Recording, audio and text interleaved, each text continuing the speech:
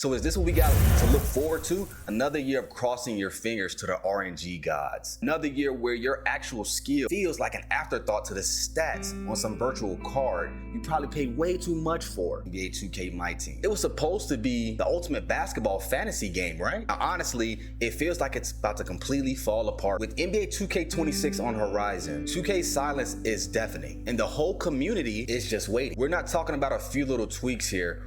We're talking about a whole mold that for many of us feels that fundamentally it has become broken. It needs a total rebuild up from the ground up. The clock is ticking. NBA 2K26 isn't just another yearly update. It feels like it could be the breaking point. For years, the Myteam community has been loud about its frustrations, its worries, its desperate pleas for the change. And what have we gotten? Tiny updates that mostly feel like putting a band-aid on a gaping wound. Today, we're not just going to list off complaints. We're going to really get into the core issues killing Myteam. The gameplay that often makes no sense. The monetization that feels downright predatory. The rewards that make you feel like your time is worthless. And the competitive side of things that become a bit of a joke. More importantly, we're laying out the absolute must-do 2K has to make to save Myteam from itself before it's genuinely game over. This isn't just a rant. It's a roadmap for redemption. All right, let's talk about the big one.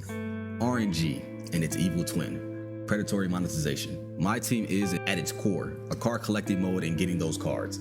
That's where the real headache starts for so many. Pack odds are sketchy, and let's be real, terrible. People talk about spending serious cash or grinding for what feels like forever to earn in-game currency, only to pull cards that are completely useless. It doesn't just feel like bad luck, it feels like the system is designed that way. It's no secret that RNG in pack opening is a massive sticking. Your chance of pulling a top tier game changing card is practically zero. It just encourages a pay to win environment. It creates a system where the people willing to empty their wallets get a huge, often unbeatable advantage over those who are just trying to play well and grind. This isn't a new complaint. It's a problem that 2K seems happy to ignore.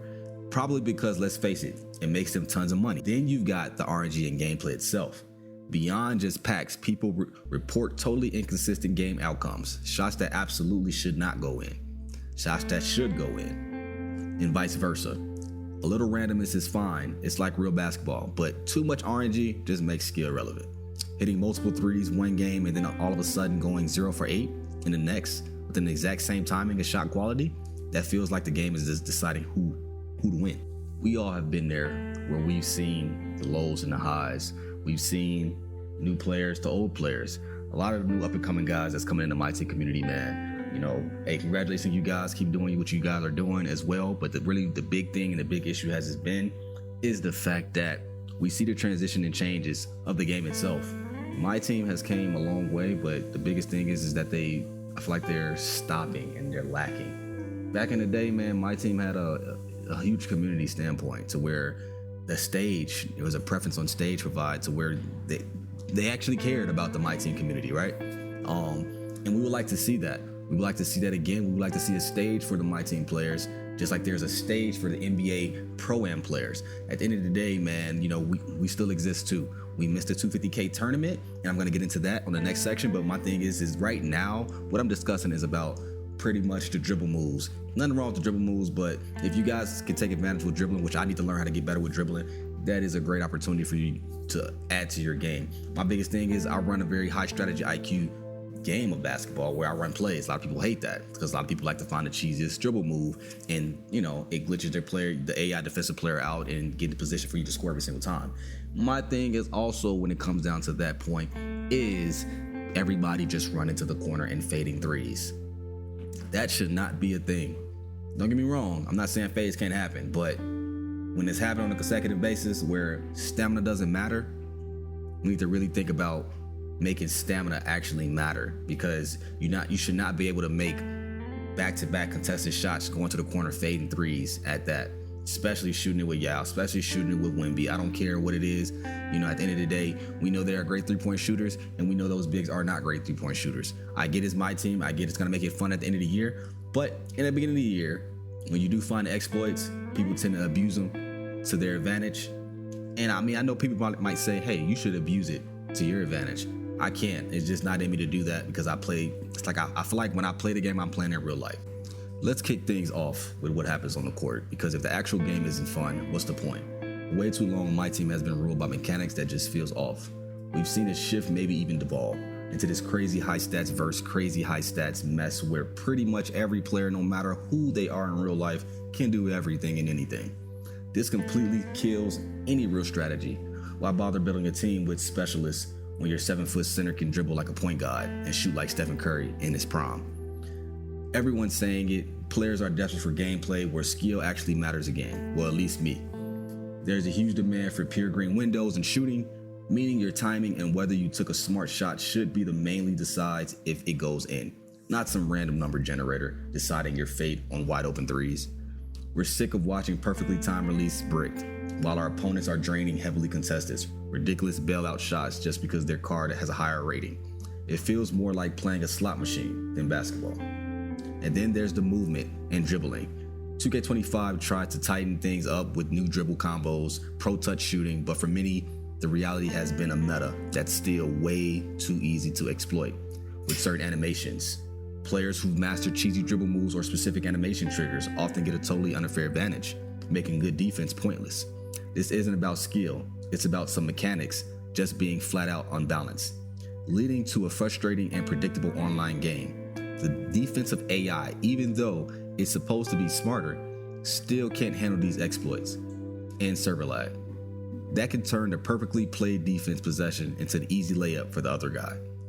It's infiltrating, and it totally kills the feeling that your choices in basketball IQ are what leads us to win. Now with RNG, it's always kind of like skeptical of what's gonna happen because you never know what's gonna happen. You could be hot, your team could be on a hot streak, and you're knocking down shots all of a sudden. As soon as you make that one turnover and they see you up by 15, 20, something has to give to where they let your opponent, do something crazy, right? The opponent has to score something, right?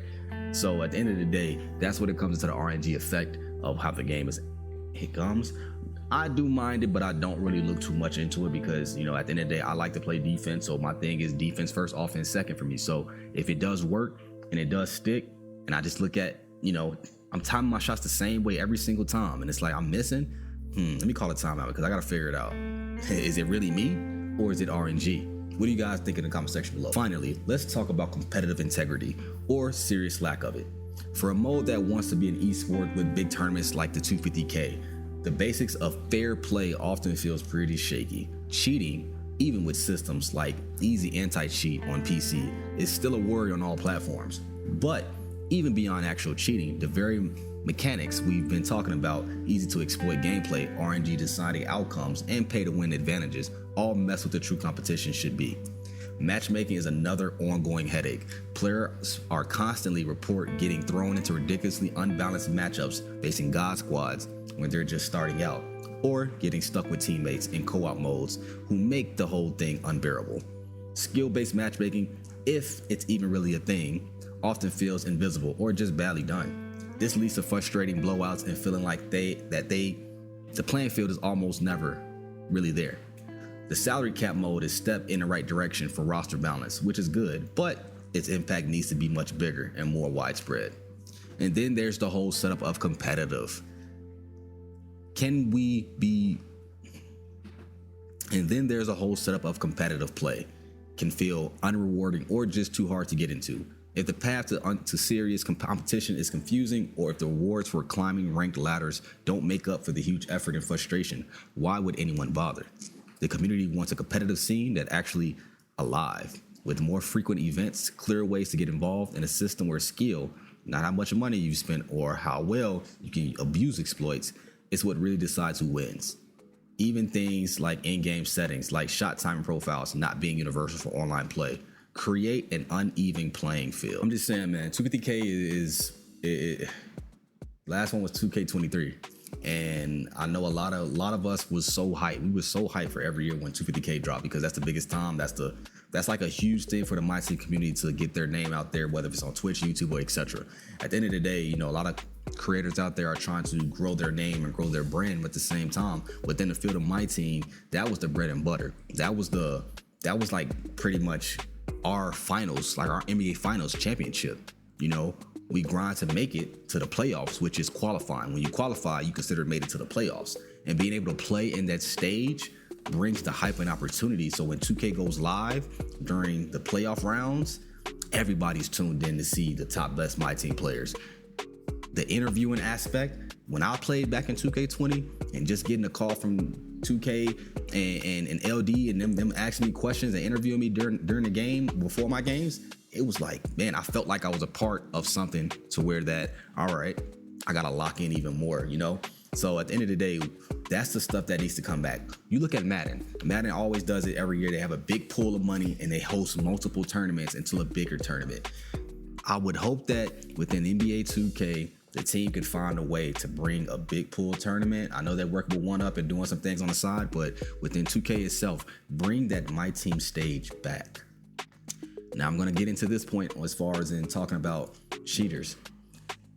Really, there's a lot of cheaters that you guys might not know, and crazy part is, your favorite content creators might be doing it that you won't know and that you would never think of, because you've seen the way that these guys have came up, you've seen the way that I've came up, whatever.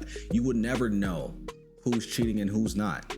You would never know. You won't be, you would be surprised. You would never know. I'm not naming no names. I don't know because I really don't know. But at the end of the day, you will never know, right? Because they're always a thing, especially when it comes down to this zenning aspect. You hit more shots, you hit consecutive shots, every single shot, you're gonna be looked at as zenning, right? So at the end of the day, it's like, what does that mean for you if you're doing the same thing, right? Does that mean you're zenning? Or is it because your name has made a preference into the world of the MyTEAM community that, hey, we green a lot? And this is no shot to anybody. This is just me throwing how I feel about when people say that and when people say that about myself as well. Because at the end of the day, it's sad. It's sad that we've came to a point of people utilizing a zen to have to zen to now make people think that other people are zenning, right? So people use it for those situations to also, as well as in using it for qualifications for them to qualify in tournaments and also win tournaments as well. Because really, is there a way to prove that you're zenning on console? Think about it.